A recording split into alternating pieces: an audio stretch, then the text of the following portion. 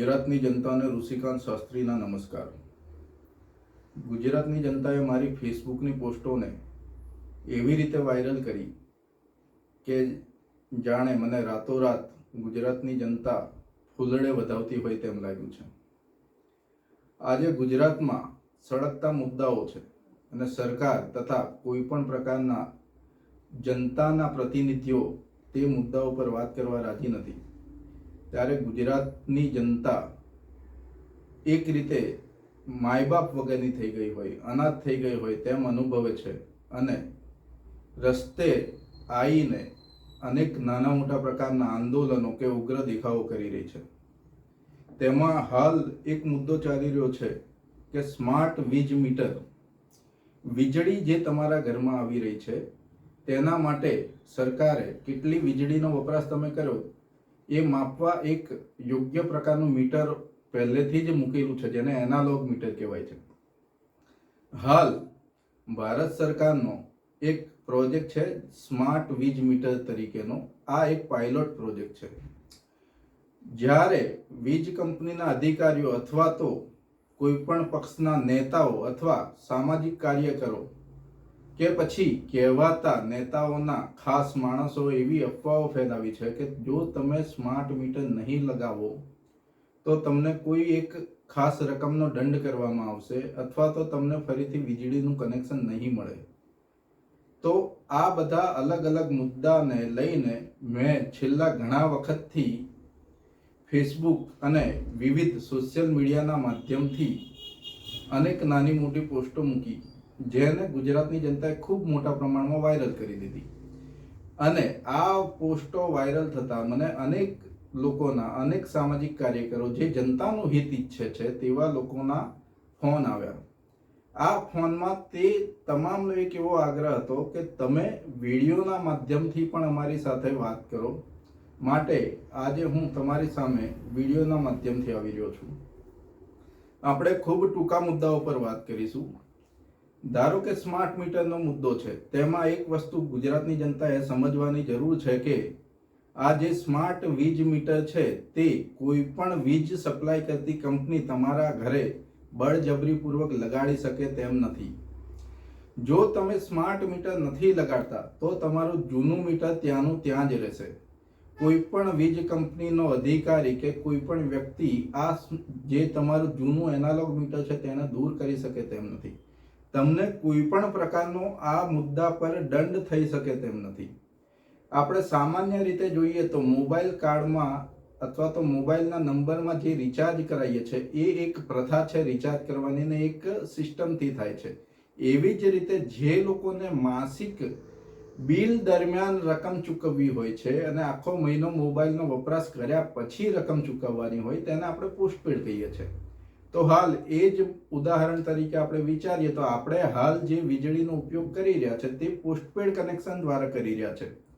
આજે ગુજરાતની સરકાર અથવા તો ભારતની સરકાર અથવા તો વીજ કંપની આપણને પરાણે સ્માર્ટ પ્રીપેડ મીટર આપે છે, જેમાં આપણે સમજી ન શકાય તેવા બિલ આવી રહ્યા છે. જે ઘરમાં એક યુનિટ વાપરવા માટે ધારો કે આપણે સામાન્ય રીતે 8-10 રૂપિયાનો ભાવ નક્કી કર્યો છે, તે ભાવ પણ આજે ગુજરાતની જનતાને પોસાતો નથી.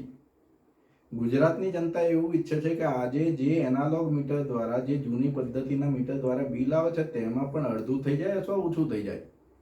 તેની સામે આ સ્માર્ટ મીટરોમાં જો કોઈ વ્યક્તિ 2 મહિનાનું બિલ 3000 ભરતો હોય અને સ્માર્ટ મીટર લગાડ્યા પછી 15 દિવસમાં જો 4000 બિલ આવે તો એ વ્યક્તિ ક્યાંથી એ બિલ ભરશે? સરકારે અથવા તો તેના અધિકારીઓએ આ વસ્તુનો વિચાર કરવાની જરૂર છે કે આ જનતાને હેરાનગતિ કરતો મુદ્દો છે. જનતા આજે રસ્તા પર ઉતરી ગઈ છે, તો સરકારે આ મુદ્દે વિચારવું જોઈએ. જનતાને હેરાન કર્યા સિવાય જે જગ્યાએ સરકારે અથવા તો વીજ કંપનીઓએ જૂના મીટર પાછા લઈને નવા સ્માર્ટ મીટર લગાડ્યા છે તે તાત્કાલિક ધોરણે બદલી આપવા જોઈએ. ગરીબ માણસોને ખૂબ હાલાકી પડે છે તેનો એમને ખ્યાલ હોવો જોઈએ. અને જે જગ્યાએ સર્વે કરાવીને જૂના એનાલોગ મીટર દૂર કરવાના અને સ્માર્ટ મીટર લગાડવાના છે તે જગ્યાએ હાલ પૂરતો તાત્કાલિક ધોરણે રોક લગાવીને એ નિર્ણયને પાછો લેવો જોઈએ. તેની સાથે સાથે હું થોડા મુદ્દા એવા જણાવીશ કે ગુજરાતમાં ધારો કે કોઈ વ્યક્તિ 1.5 લાખ રૂપિયા મહિને કમાય છે, તો એ વ્યક્તિને આશરે આપણે 1,20,000 રૂપિયા તો વિવિધ પ્રકારના હપ્તા ભરવામાં ખર્ચ થઈ જાય છે. બાકી બચેલી રકમમાંથી તે પોતાના બાળકોને ભણાવે, દવા દારૂ કરાવે, મા બાપ સાચવે ને પછી પોતાના ઘરનું ગુજરાન કરે છે. આ હાલતમાં મહિનાની 30 તારીખ આવતા વ્યક્તિના ખાતામાં, બેંક બેલેન્સમાં મિનિમમ બેલેન્સ જળવાતું નથી અને એ વ્યક્તિને એવો ડર હોય છે કે મિનિમમ બેલેન્સ ન જળવાવાથી મારા બેંક ખાતામાં એ રકમ જો પૂરતી નહીં હોય તો દંડ થશે. હવે આ જ પદ્ધતિને આપણે ધ્યાનમાં રાખીને એમ વિચારો કે અડધી રાતે કોઈનું મીટરનું સ્માર્ટ મીટર લગાવ્યા પછી રિચાર્જ કરેલી રકમ પૂરી થઈ જશે તો અડધી રાતે એ વ્યક્તિના ઘરમાં કકડાટ થશે. જે ઘરમાં રહેતા 2, 5, 10 માણસ હશે તે એ વ્યક્તિ તરફ જોઈને એમ કહેશે કે તમને ખ્યાલ નથી આવતો. તો શું આ સરકાર લોકોને હેરાન કરવા માંગે છે? કેવી રીતે ચલાવવાનું છે? અત્યારે જે મીટર છે શું ખોટા છે એનો કોઈ પુરાવો આપવા રાજી નથી સરકાર. સ્માર્ટ મીટર જે તમે લાવ્યા છો તેમાં જે જરૂર કરતાં વધારે બિલ આવી રહ્યું છે અથવા તો જે રેગ્યુલર બિલ આવે છે લોકોનું તેનાથી ઘણું વધારે 2 ગણું, 3 ગણું, 10 ગણું બિલ આવી રહ્યું છે. તો સરકારે એક આંકડો એ પણ જાહેર કરવો જોઈએ કે સરકારે કોઈ પણ જગ્યાએ જે મીટર બનાવ્યા હશે ત્યાં કોઈ પ્રકારનું રિસર્ચ એન્ડ ડેવલપમેન્ટ તો કરાવ્યું હશે, R&D કરાવી હશે. તો એના આંકડા સરકાર કેમ નથી જાહેર કરતી? સરકાર ફક્ત પોલિસી બનાવીને જનતા પર ખોટી રીતે ઇમ્પ્લિમેન્ટ કરવા કેમ ઈચ્છે છે? ગુજરાતની જનતાને સ્માર્ટ મીટર નથી જોઈતું તો સરકાર બેરે બળજબરીપૂર્વક આપવા કેમ માંગે છે? જેમ કે આપ સૌ જાણો છો, સ્માર્ટ વીજ મીટર તે ભારત સરકારનો એક પાયલોટ પ્રોજેક્ટ છે. પાયલોટ પ્રોજેક્ટનો સીધો મતલબ એવો થાય કે એક પ્રાયોગિક, એક અખતરો કરવા માટેની સાધન. તો જો તમે સ્માર્ટ વીજ મીટરને એક અખતરાના ભાગરૂપે લાવી રહ્યા છો તો પછી સામાન્ય જે જનતા રોજ કમાય છે ને રોજ ખાય છે એવા વ્યક્તિઓના અથવા તો એવા પરિવારોના ઘરે લગાવવા સિવાય તમે કોઈ જે લોકો 10 લાખ કે 15 લાખથી વધારે માસિક આવક ધરાવતા હોય એવાના ઘરે કેમ નથી લગાવતા?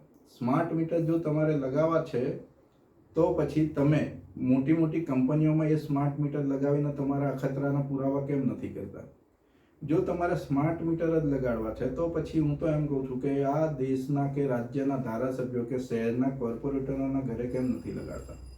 તમારે સ્માર્ટ મીટરને સાચું પુરવાર કરવું હોય તો એવા આંકડા જાહેર કરો કે આ સ્માર્ટ મીટર જે જૂના મીટરમાં 1 યુનિટ 1 કલાકે વપરાય છે એવી જ રીતે સ્માર્ટ મીટર પણ જો 1 કલાક ચાલશે તો 1 જ યુનિટ પડશે. એવા આંકડા કેમ જાહેર નથી કરતા? માટે મારે જનતાને કહેવાની જરૂર છે કે તમે જાગૃત બનો અને બને એટલો વધારે આ વિડીયો લોકોને મોકલો. ગભરાશો નહીં, કશું જ થવાનું નથી, તમારું કોઈ નુકસાન નથી જવાનું. જો તમે સ્માર્ટ મીટર નહીં લગાડો તો તમે કોઈ પણ રીતે પાછળ નથી રહી જવાના. અને જો તમે ના લગાડવા માટે કહેશો, જો તમે સરકારી અધિકારીને અથવા તો જે કોન્ટ્રાક્ટના માણસ આવે છે તમારે ઘરે સ્માર્ટ મીટર લગાડવા એમને તમે ના પાડી દેશો તો તમને કોઈ પણ પ્રકારનો દંડ નથી થવાનો, એની ગેરંટી અમે આપીએ છીએ. કોઈ પણ વ્યક્તિ અથવા તો કોઈ પણ કંપની તમને તમારી જરૂરિયાત વગર અથવા તો તમને એ વસ્તુ નથી ગમતી તેમ છતાંય બળજબરીપૂર્વક એ વેચી ના શકે. આ જે કઈ વ્યક્તિઓ છે અથવા તો જે કઈ MGVCL ગણો કે દક્ષિણ ગુજરાતની વીજ સપ્લાય કંપની ગણો કે પશ્ચિમ ગુજરાતની વીજ સપ્લાય, આ બધી જ કંપનીઓ લિમિટેડ કંપનીઓ છે. માટે એ પોતાની કઈક પ્રકારની પ્રોડક્ટ અથવા તો સર્વિસ અથવા તો સેવા તમને બળજબરીપૂર્વક વેચી ન શકે. આનું એક ધ્યાન રાખીને આજથી તમે એવું નક્કી કરો કે આ મુદ્દે અમે બધાની સાથે સંગઠિત બનીશું અને બધા સાથે મળીને મુદ્દો ઉઠાવીશું. ગુજરાતમાં ઘણા એવા પરિવારો છે જે રોજ કમાય છે અને રોજ ખાય છે. આ પરિવારોના સદસ્યો રસ્તે ઉતરી આંદોલન કરી શકે તેવી તાકાત ધરાવતા નથી. માટે અમે નક્કી કર્યું છે કે અમે અમારું આંદોલન ખાસ કરીને સોશિયલ મીડિયા પર ચલાવીશું. આપ સર્વને એવી વિનંતી છે અને અરજ છે કે અમારા વિડીયો અથવા તો અમારી ફેસબુક કે ઇન્સ્ટાગ્રામ કે અન્ય કોઈ સોશિયલ મીડિયાના માધ્યમથી પોસ્ટ જે તમારા સુધી પહોંચે તેને બને એટલી આગળ શેર કરો અને વધુમાં વધુ લોકો સુધી પહોંચાડો. આપણે જો કોઈને આંદોલન કરવા માટે રસ્તે ઉતારીશું તો એને આપણે રોજગાર આપી શકવાના નથી અને 1 દિવસની રજા પડશે, 2 દિવસની, 10 દિવસની રજા પડી શકે છે. આ વ્યક્તિને રોજગાર નહીં મળે તો એના પરિવારનું ગુજરાન કરાવવું પણ અઘરું પડી જાય એમ હોય છે. માટે આપણે હવે પછીનું જે કંઈ હશે સોશિયલ મીડિયાથી ચલાવીશું ને બનશે ત્યાં સુધી જો એવું કંઈ શક્યતાઓ લાગશે તો હું ખાસ કરીને હમણાંના હાલના દિવસોમાં વડોદરાની ગલીએ ગલીએ જઈને લોકોને જાગૃત કરવાની કોશિશ કરવા માટે હું કટિબદ્ધ છું. અને જો આપ સૌનો આશીર્વાદ હશે તો હું આપના ઘર સુધી આવીને આપના વતીની લડત લડવા માટે હું સક્ષમ છું. માટે હું આપ સૌને એવી વિનંતી કરું છું કે અરજ કરું છું કે આપ સર્વ મને સાથ આપો અને મારી પોસ્ટને મારા વિડીયોને વધુમાં વધુ શેર કરો. જય હિન્દ, વંદે માતરમ.